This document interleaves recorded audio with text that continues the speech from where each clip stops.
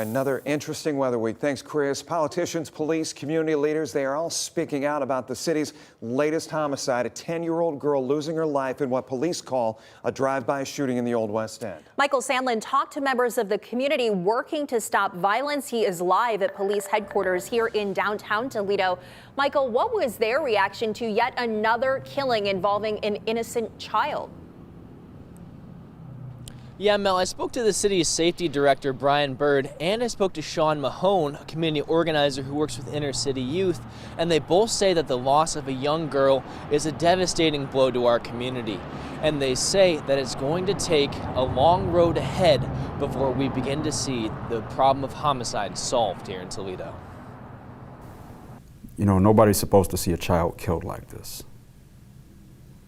And I'm trying not to get angry talking about it. Toledo's safety director, Brian Bird, fights back tears as he discusses this past Saturday's bloodshed on Collingwood Boulevard in the Old West End. Police say at around 1 p.m., 24-year-old Kenneth White was driving with his 10-year-old niece, Damia Ezell, when a black SUV pulled alongside and opened fire into their vehicle.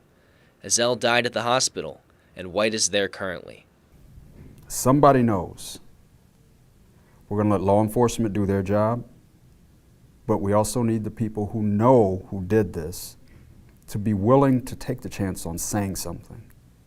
Bird tells me that to help combat violent incidents like this one, the city is currently working to hire more violence interrupters to work directly with communities in troubled neighborhoods. However, Bird says that to truly solve the issue of gun violence in this city, the conditions that push people into these actions will need to change as well, and that effort will take more than just city employees. We need help. No single government entity, no single individual is going to be able to fix this. And it's not just a problem here in Toledo, it's everywhere. But we need the community's help to fix this. Sean Mahone Sr., with Young Men and Women for Change, has been running a Scared Straight style program for more than a decade. And while he agrees that he and other community members are needed to help solve the violence crisis, he also believes that as safety director, Bird should begin focusing more on working with kids. If we can focus on letting there be a stronger accountability piece in our community and begin to raise the eyebrows of those who know if they make unhealthy choices, this is what's going to happen, and stand behind that, I believe that his time in office will be very, very successful. I went to the home of Ezell's aunt, her legal guardian. While no one answered the door when I knocked, there was a vigil laying on the front porch. Mahone lost his own son to gun violence in 2017.